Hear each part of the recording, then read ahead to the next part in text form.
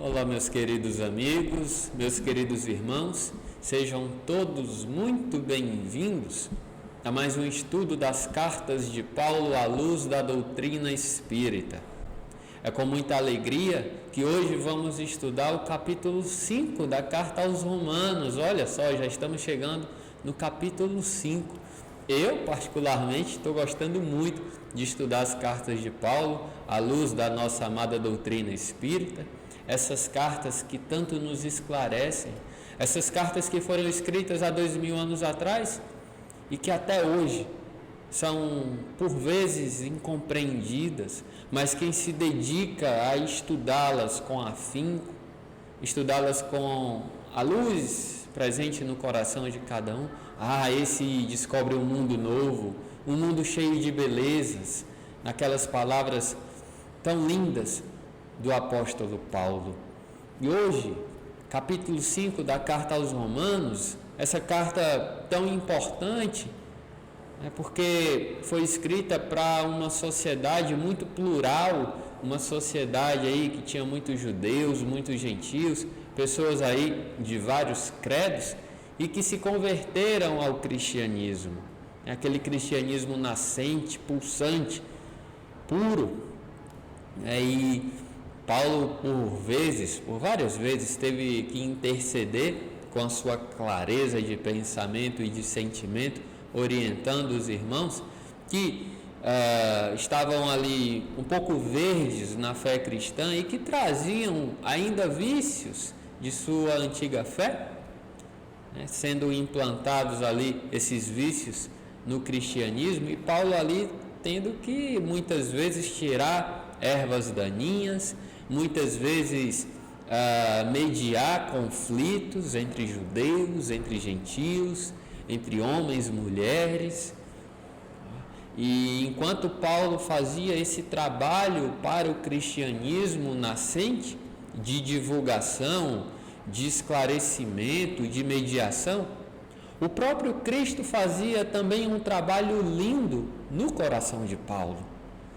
Isso é muito bonito, porque enquanto a gente trabalha para a causa do bem, o bem trabalha em nossos corações. Isso aconteceu com Paulo e acontece com todos nós. Então tá aí, gente, capítulo 5 da carta aos Romanos, e olha, é um capítulo lindo, porque vai falar muito da graça, da salvação pela graça. Nós já comentamos no estudo passado, no capítulo 4, dessa salvação pela graça e não pelas obras.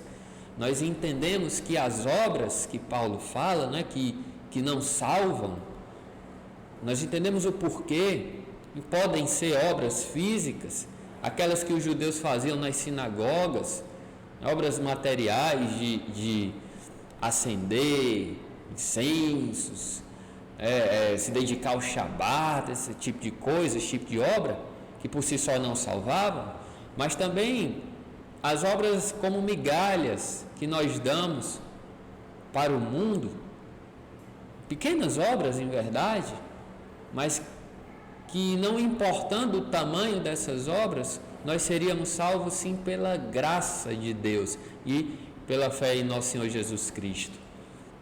Porque por mais que ofereçamos migalhas ao Pai, o retorno é sempre muito maior do que o que a gente oferece. É isso que Paulo nos fala, e ele vai continuar falando dessas obras. E para quem ainda não está acostumado, ou quem está chegando no estudo pela primeira vez, a gente se baseia na obra O Evangelho por Emmanuel, que é uma série na verdade, e no livro Comentário às Cartas de Paulo. Pega para mim, Eduardo, por favor.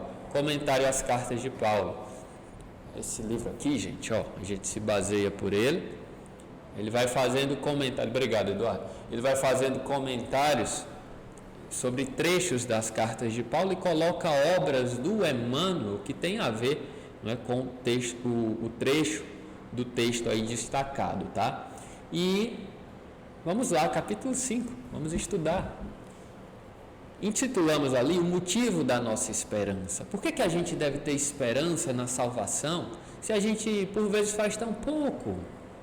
Se a gente pega, por exemplo, pessoas que fizeram tanto, como o próprio Paulo de Tarso, os apóstolos no geral, Francisco de Assis, Chico Xavier, e às vezes a gente pensa assim, poxa, eu sou tão pequeno, eu tento ajudar as pessoas, eu ajudo, mas eu não tenho capacidade de chegar ao nível de uma irmã Dulce, por exemplo, de um Jean Hus, de um Allan Kardec,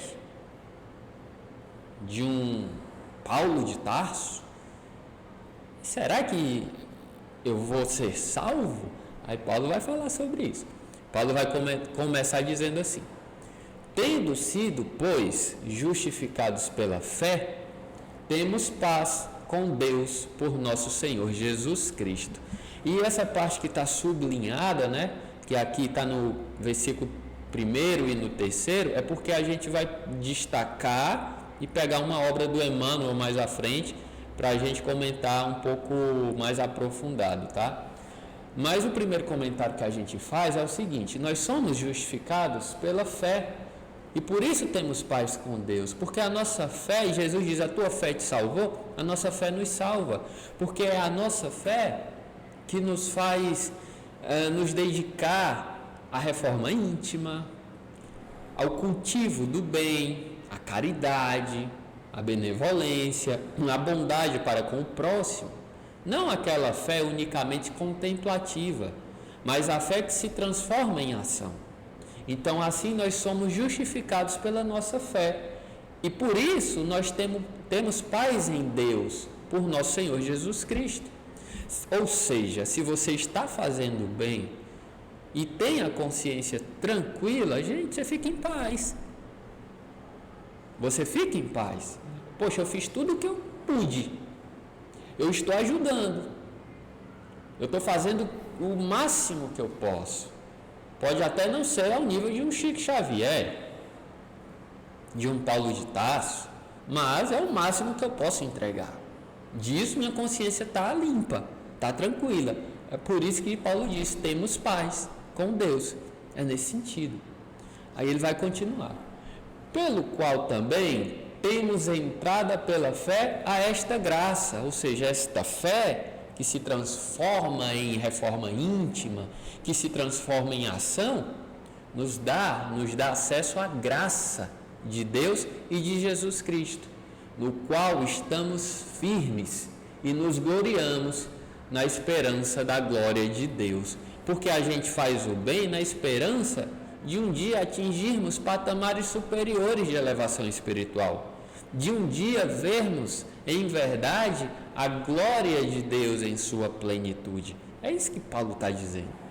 E no versículo 3 ele diz, e não somente isto, ou seja, não é somente na glória de Deus que a gente fortalece a nossa fé, não é somente nessa esperança de ver a glória de Deus que a gente fortalece a nossa fé, não, mas também nos gloriamos nas tribulações, sabendo que a tribulação produz perseverança. Ou seja, nós devemos ser justificados por nossa fé, devemos ter fé não somente nos momentos bons, nos momentos felizes, em que a gente consegue perceber um pouco mais claramente a glória de Deus, mas também nas tribulações, nas dificuldades da vida, nos desafios, naqueles dias em que parece que uma tempestade desaba sobre nossa vida, sabendo que a tribulação produz perseverança, porque toda tribulação tem um resultado útil, tem um fim útil. E logicamente não é nos destruir, é produzir bons frutos em nosso espírito.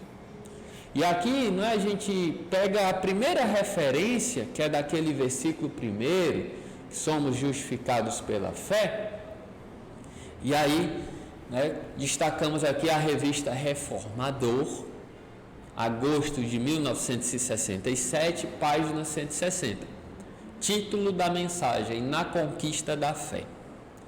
Essa mensagem vai fazer referência ao versículo 1, que nós lemos agora há pouco. Tendo sido, pois, justificados pela fé, temos paz com Deus, por nosso Senhor Jesus Cristo. Esse é o versículo. Aí a mensagem, nós trouxemos um trechinho da mensagem. Quem quiser ler a mensagem na íntegra, está aí a referência. Mas o trecho que a gente trouxe foi o seguinte: nesse sentido, jamais desinteressar-nos do aprendizado, confiar em Deus nos dias de céu azul, mas igualmente confiar em Deus na sua divina providência nos dias de tempestade. Devemos confiar em Deus nos dias de céu azul, mas devemos também confiar na divina providência nos dias de tribulação, de tempestade. Porque Deus nunca nos abandona, gente. Deus a tudo sabe, tudo vê. Se uma tempestade está presente em sua vida nesse momento, não duvide que Deus está ciente da situação, que a providência divina, ela está atuando nessa tempestade e que cedo ou tarde a situação vai se modificar, as coisas vão melhorar, essa tempestade vai passar. E essa analogia da tempestade, essa figura de linguagem, está presente lá no Novo Testamento, quando Jesus acalmou a tempestade e perguntou aos discípulos: por que vocês são tão tímidos? Por que vocês não têm fé? Toda tempestade, ela vem e passa.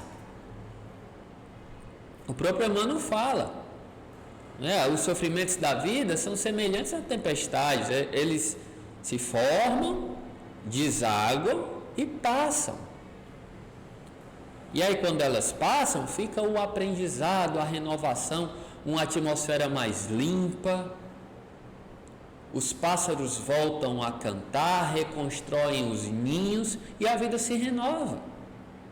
É por isso que nós devemos ter fé, não somente nos dias bons, mas sobretudo nos dias de tempestade. E a segunda referência que a gente faz é ali sobre o versículo 3, que fala o seguinte, o versículo 3, né? Também nos gloriamos nas tribulações, sabendo que a tribulação produz perseverança. E aí tem uma mensagem intitulada Fortaleza, que está lá no livro Vinha de Luz, no capítulo 119, e essa mensagem, um trechinho dela fala o seguinte: é necessário que o homem, apesar das rajadas de aparente destruição do destino, se conserve de pé. O homem precisa se conservar de pé, desassombradamente, marchando firme ao encontro dos sagrados objetivos da vida. Nova luz lhe felicitará, então, a esfera íntima, conduzindo desde a terra à gloriosa ressurreição no plano espiritual. Escutemos as palavras de Paulo e vivamo-las. Olha que lindo, gente. Olha, Paulo, ele traz, né, na sua carta um versículo lindo, e o Emmanuel traz uma mensagem de imensa beleza, também se referindo a esse versículo. É necessário que todos nós, diante das tribulações da vida, que a gente tenha a força e a coragem da gente se manter de pé, vigilantes, atentos à vontade do Senhor, que permite que nesse momento desague uma tempestade, uma tribulação, sabendo que elas têm um intuito nobre, que nos conduz aos sagrados objetivos da vida. Gente, quais são os sagrados objetivos da vida? Não é evolução? Não é a gente atingir um patamar superior? Não é a gente verdadeiramente ser feliz?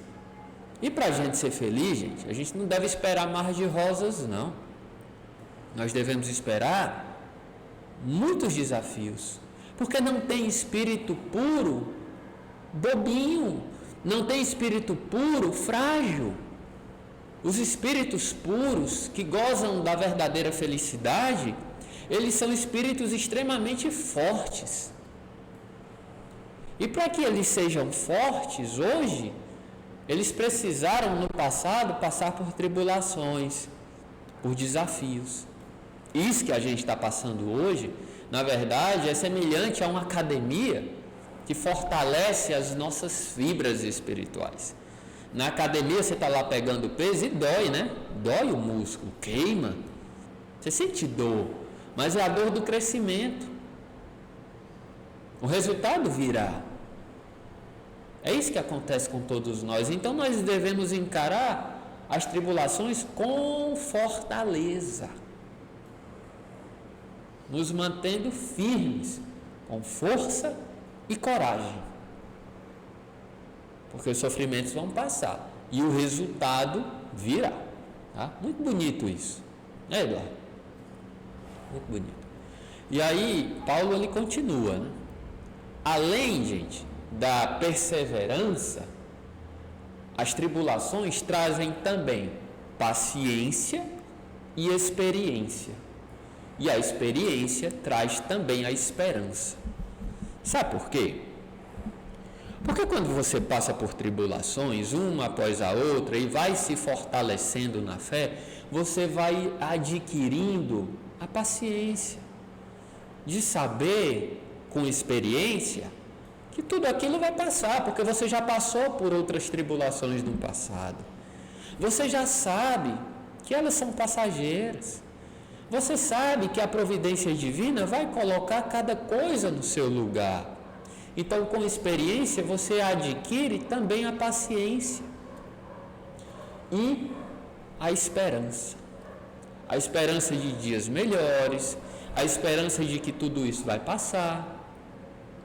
Por que a gente acha, por que a gente vê assim no Evangelho, que Jesus passava por tudo com tanta serenidade? Por que Jesus falou assim, Pai, afasta de mim este cálice, mas que seja feito tudo conforme a tua vontade? Olha que serenidade, que confiança. Porque Jesus, um espírito extremamente experiente, nosso governador espiritual, já tinha adquirido essas virtudes da paciência, da experiência, da esperança, através das lutas que ele já passou no passado, na sua evolução, não aqui na Terra, claro, em outros planetas há bilhões de anos, já passou. O que a gente está passando hoje, o Cristo já passou, em outras moradas da casa do Pai. Aí adquiriu paciência, experiência, confiança, esperança, nos mostrando que nós estamos aqui adquirindo essas virtudes do Espírito, esses atributos do Espírito. É por isso que é imperioso que nós internalizemos a imortalidade da alma em nossos corações.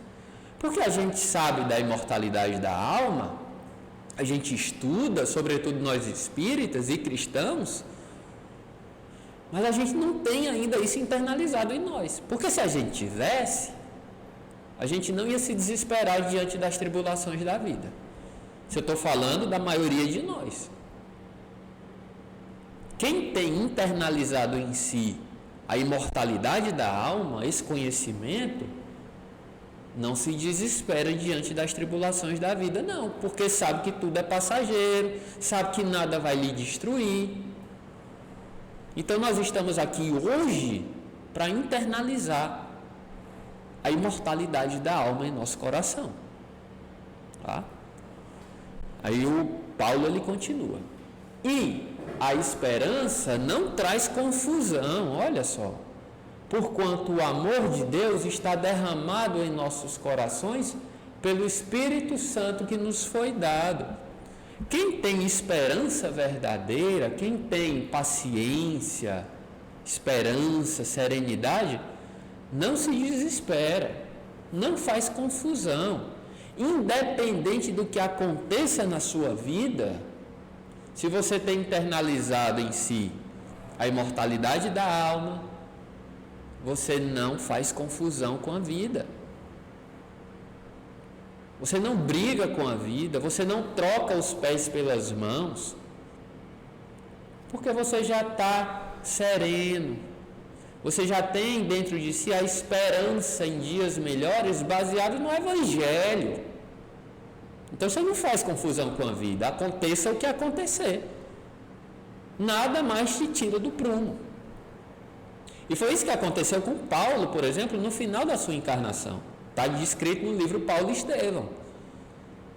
Chegou um momento que nada mais tirava Paulo do prumo, tirava Paulo do trilho.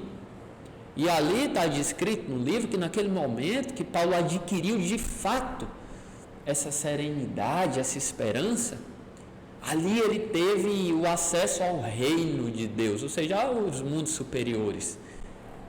Porque nada mais a partir dali conseguiria tirar a sua paz. E é para isso que nós estamos aqui, para a gente adquirir também essa serenidade, essa esperança. Aí ele continua, porque Cristo, estando nós ainda fracos, morreu ao seu tempo pelos ímpios, porque apenas alguém morrerá por um justo, porque apenas alguém morrerá por um justo, pois pelo bom é possível que alguém se atreva a morrer. O que Paulo está dizendo aqui? Que Jesus ele morreu pelos injustos e que nós morremos apenas pelos justos. É muito difícil que eu dê a minha vida por um injusto. No estágio evolutivo que eu me encontro, eu só vou dar a minha vida por um justo. Mas Jesus não. Jesus, ele morreu pelos injustos. Ele morreu pelos ímpios. Ele estava lá pregado na cruz e disse: Pai, perdoai-os, eles não sabem o que fazem. Ele morreu pelos ímpios. Será que se eu tivesse pregado na cruz, eu teria a serenidade, a confiança e a grandeza de espírito de falar isso? É o que Paulo está dizendo. A maioria de nós apenas morre pelos justos e não pelos injustos.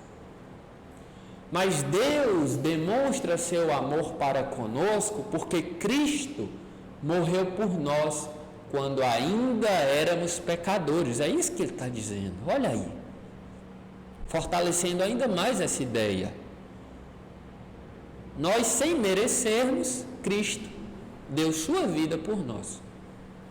Ora, muito mais, sendo agora justificados pelo seu sangue, seremos por ele salvos da ira. Então aqui tem uma linguagem totalmente própria, daquela época, e muito puxada também lá para o Antigo Testamento, porque Paulo tinha sido judeu e estava escrevendo para judeus também, em que se refere à ira de Deus, nada mais, nada menos do que a lei de causa e efeito. Paulo dizendo, olha, pelo sangue de Cristo, ou seja, pelas atitudes de Jesus, pelos exemplos de Jesus, que foi crucificado para nos dar o exemplo da paciência, do perdão, da caridade para com o próximo. Por isso tudo, nós somos salvos da lei de causa e efeito em sua plenitude. Aí vem Chico Xavier e diz assim: vamos orar a Deus para que a gente possa resgatar os nossos débitos parceladamente, porque nenhum de nós está preparado para que a lei caia com todo o seu peso sobre nossos ombros. Mediante tudo que nós já fizemos no passado, de iniquidades, de coisas ruins, nós não estamos preparados para que tudo isso caia de uma vez só sobre nossos ombros. A gente não aguentaria. Por isso que Chico falou que nós devemos rogar a Deus que a gente pague os nossos débitos parceladamente. E Paulo vai dizer aqui que por essas atitudes do Cristo nós somos salvos. Não de uma forma contemplativa, Jesus morreu na cruz e eu sou salvo por isso e não vou fazer mais nada para ser salvo. Claro que não. Mas seguindo os exemplos do Cristo, independente do que a gente já tenha feito no passado, nós seremos salvos. Porque a lei de Deus, ela é justiça, mas ela é sobretudo amor. E se a lei de Deus vê que a gente está tentando melhorar, se a lei divina, a providência vê que a gente está agindo no bem com sinceridade, a cobrança ela é suspensa por tempo indeterminado. Isso está na obra de Chico Xavier. Se, quando éramos inimigos, fomos reconciliados com Deus pela morte de seu Filho, muito mais, tendo sido reconciliados, seremos salvos pela sua vida. O que é que ele está dizendo aqui? Se quando a gente era ímpio, não acreditava em Jesus, não tentava seguir o Evangelho, a gente já tinha sido reconciliado, Deus já tinha enviado Cristo à Terra para nos mostrar o caminho, quanto mais agora que nós já conhecemos Jesus e que nós já estamos tentando trilhar o caminho do Evangelho. Agora é que a graça vai cair com todo o seu amor sobre todos nós. Isso não é motivo para a gente deixar de fazer o bem, deixar de trabalhar. Ao contrário, nos dá uma alegria ainda maior para que a gente trabalhe muito mais. Um empurrão ainda maior. Isso é muito lindo, né, gente? É muito lindo. E não só isso, mas também nos gloriamos em Deus por nosso Senhor Jesus Cristo, por quem agora temos recebido reconciliação. E aí Paulo usa muito essa palavra reconciliação, né? Porque ele vai tratar lá daquela reconciliação com Deus, lá no Velho Testamento, da Arca da Aliança, que Deus teria se reconciliado com a humanidade. Só que aí a humanidade viria a brigar com Deus de novo, através de sua iniquidade, né, de suas más obras.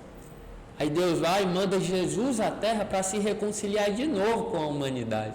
Por isso que Paulo usa muito esse termo reconciliação. E aí nós estamos nos gloriando por Deus, ou em Deus, por nosso Senhor Jesus Cristo, porque veio à terra para nos reconciliar. Eu me arrepio todo quando eu falo isso. Gente, é muito amor. É muito amor. Aí aqui a gente coloca, a vida supera a morte. Aí aqui a gente entende, a vida do Evangelho supera a morte do ímpio. Assim como por um só homem entrou o pecado no mundo, e pelo pecado entrou a morte no mundo, assim também a morte passou a todos os homens, visto que todos pecaram. Aqui mais uma vez, Paulo está usando a linguagem lá do Velho Testamento, na questão de Adão e Eva, não é? Ele coloca por um só homem, ignorando talvez ainda, né, que o homem, na verdade, é uma raça, a raça adâmica. O Adão é uma raça que viria exilada de outro orbe, né, de um lugar chamado Capela. E aí na doutrina espírita nós temos aí o conhecimento da transmigração de espíritos entre os planetas. Nós sabemos que Adão era a raça adâmica, representando, né, uma turba, milhões de espíritos que vieram de um lugar melhor para um lugar pior. Vieram de um planeta melhor, não conseguiram acompanhar a evolução desse planeta e vieram para a Terra, que era um planeta bem atrasado. E aí ficou no subconsciente deles, né, aquela sensação do paraíso perdido. Eu perdi o paraíso porque eu habitava um lugar melhor. Não fiz por onde continuar lá e vim para esse vale de lágrimas. Vim para esse planeta que na época não tinha nada. Um planeta ainda primitivo, né? Entrando no nível de provas e expiações. Aí a Bíblia retrata isso tudo através da simbologia do Adão e de Eva. E eu repito, da simbologia. Isso é um grande símbolo, tá, gente? Adão e Eva é um grande símbolo. Mas Paulo aqui está usando essa linguagem lá do Velho Testamento, né? Que ele vai tratar o Adão como um homem apenas. Aí ele vai tratar, de fato, já antes da lei existia o pecado no mundo. Mas não é imputado o pecado quando não há lei. Claro, a quem muito foi dado, muito será cobrado. Não foi a raça adâmica quem trouxe o pecado ao mundo de fato. O pecado já existia. Quando Moisés colocou a lei para o mundo, os 10 mandamentos, o pecado ele já existia no mundo. Só que o pecado não era imputado. Por quê? Porque os espíritos daquela época não tinham um conhecimento. Não dá para você cobrar vamos supor, uma equação de segundo grau para uma criança de 1 ano de idade. Não tem como. Não tem como você imputar um pecado a um animal, a um cachorro. Não tem como você imputar a lei de causa e efeito a um leão. O leão comeu a zebra, na próxima encarnação vai ser devorado. Não tem como, porque não tem consciência. É isso que Paulo está dizendo. De fato, antes da lei já existia o pecado, mas ele não poderia ser imputado, porque os homens não tinham essa consciência. Entretanto, reinou a morte desde Adão até Moisés, ainda sobre aqueles que não pecaram à semelhança da transgressão de Adão, o qual é tipo daquele que havia de vir. O que ele está dizendo? Que bagunça é essa aqui, a nosso ver, né? Na nossa linguagem? Apesar da lei vir ao mundo com Moisés, o pecado, a morte, ela já existia. Foi o que ele falou no versículo anterior e está falando agora. Já existia. A morte aqui, gente, é em forma de pecado. É por isso que Jesus falou assim, olha, deixai os mortos o cuidado de enterrar os seus mortos. Por quê? Porque ele estava falando, o Cristo estava ensinando e tinham pessoas que não queriam ouvir. Tinham pessoas que iam cuidar de outros afazeres. Por exemplo, enterrar cadáveres que precisavam ser enterrados. Essas pessoas, na linguagem do Cristo, estavam mortas, porque não queriam saber do Evangelho. É a morte simbólica de quem não segue o Evangelho. O Cristo falou isso várias vezes.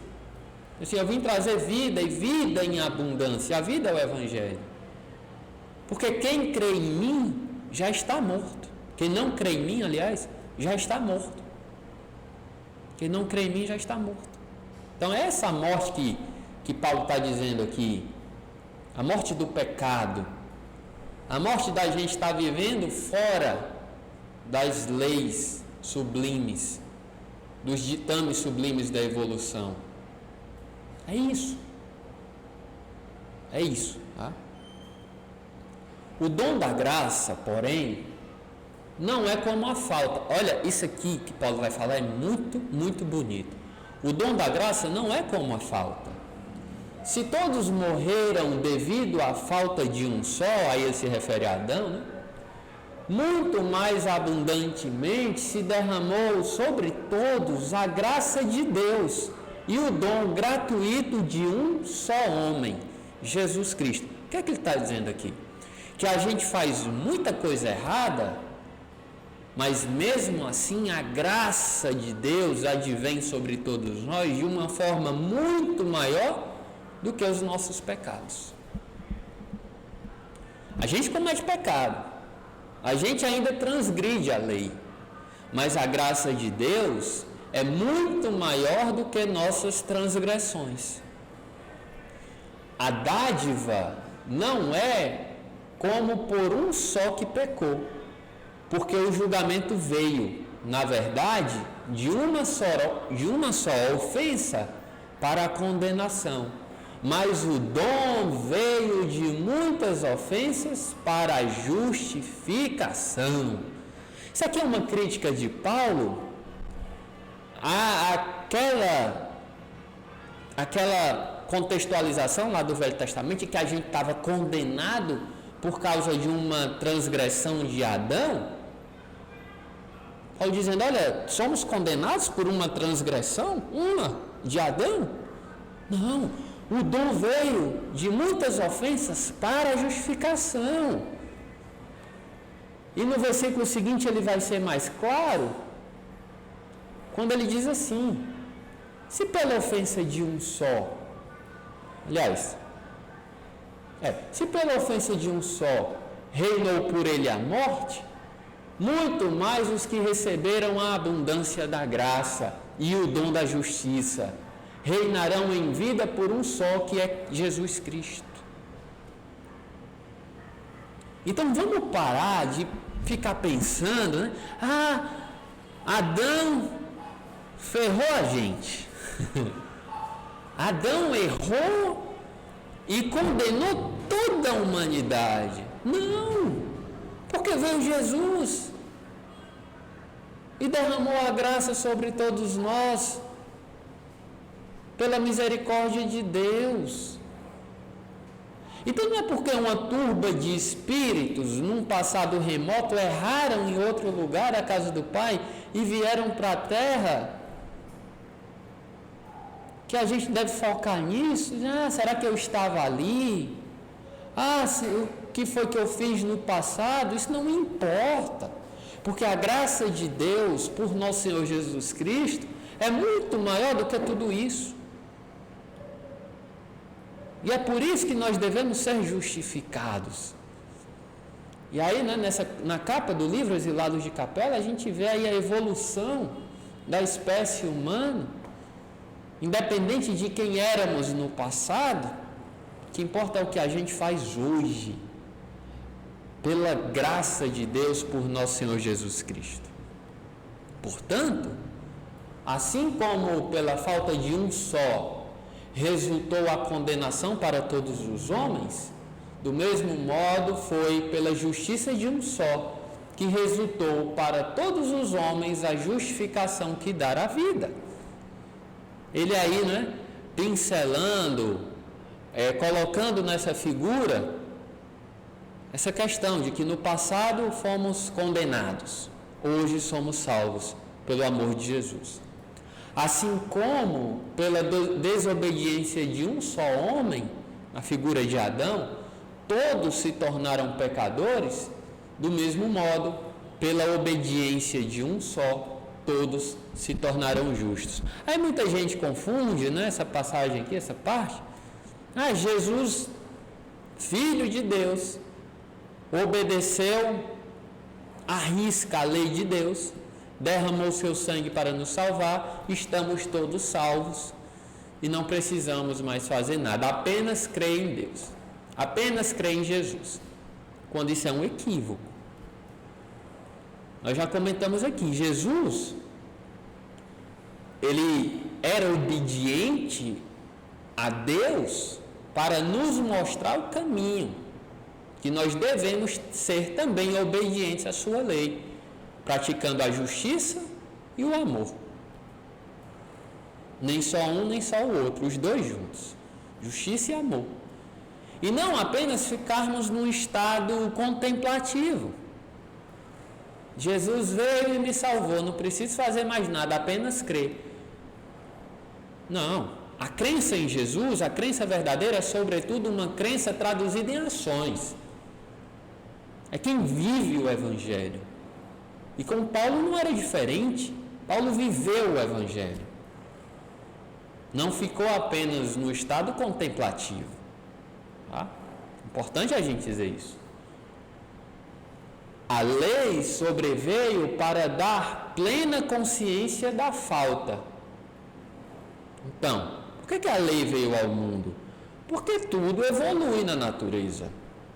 Antes, o homem, os espíritos, ainda primitivos, não tinham consciência do que era falta e do que era acerto. Não tinham essa consciência, eram espíritos primitivos. Mas aí, quando a humanidade progrediu o suficiente, Deus mandou a sua lei ao mundo para que aqueles espíritos se tornassem cientes do que era bem e do que era mal. Mas, onde foi grande o pecado, a graça transbordou. Porque, olha que coisa linda. Porque imaginem o tanto de coisa ruim que nós já fizemos num passado remoto, em que a gente não tinha consciência da lei. E inclusive depois que a gente tendo consciência da lei, mesmo assim nós continuamos errando. Imaginem comigo o tanto de erros, a quantidade de erros que nós cometemos no passado, a quantidade de iniquidades. Mas mesmo assim o nosso Senhor Jesus Cristo não desistiu de nós. Continua nos reerguendo após cada queda, após cada equívoco, nos dando novas oportunidades, investindo em nós, em nossas almas, em nossos espíritos. Aí por isso que Paulo fala, onde foi grande o pecado, a graça transbordou, porque até hoje Jesus investe em nós, independente de quem nós fomos no passado. E Paulo fala isso com muita propriedade, né? Porque você pega Saulo, quanto de coisa equivocada que Saulo fez, mas Jesus o transformou no vaso escolhido. A graça transbordou. Para que, assim como o pecado havia reinado através da morte, do mesmo modo, a graça reine através da justiça, para a vida eterna, né? A vida do Espírito, por meio de nosso Senhor Jesus Cristo. Então, no passado, e alguns de nós até os dias de hoje, cometemos muitos pecados, muitas transgressões à lei divina, gerando a morte espiritual, né? A pessoa que não segue o Evangelho já está morto, espiritualmente falando. Mas pode vir à vida a qualquer momento. Qualquer momento. Através do quê? Da prática da justiça, da prática do amor, da prática do Evangelho. Para a vida eterna. Que vida eterna é essa? É a vida do Espírito. Um dia atingiremos, com a graça de Deus, esse patamar da vida eterna, de um espírito que não precisa mais reencarnar, um espírito puro, um espírito que já vivencia o Evangelho na sua plenitude. Esse possui vida eterna, que é a vida em abundância. Por meio de quem? Quem é que nos conduz a essa vida eterna? Quem foi que nos trouxe o caminho, a verdade e a vida? Quem é o caminho, a verdade e a vida? Por meio de nosso Senhor Jesus Cristo. E finalizando o nosso estudo, onde foi grande o pecado, a graça transbordou. Independente de quem nós fomos no passado, do que nós já fizemos no passado, a graça de Deus está sobre todos nós, transbordando em amor. Só pelo fato de estarmos vivos, respirando, só pelo fato de estarmos aqui estudando para sermos pessoas melhores.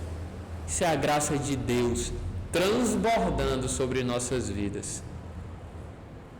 Que tenhamos coragem, fé, perseverança para continuarmos nesse caminho de redenção espiritual, transformando tudo isso que nós estamos estudando em prática, em obras, internalizando que nós somos espíritos imortais pela graça e paz do nosso Senhor Jesus Cristo.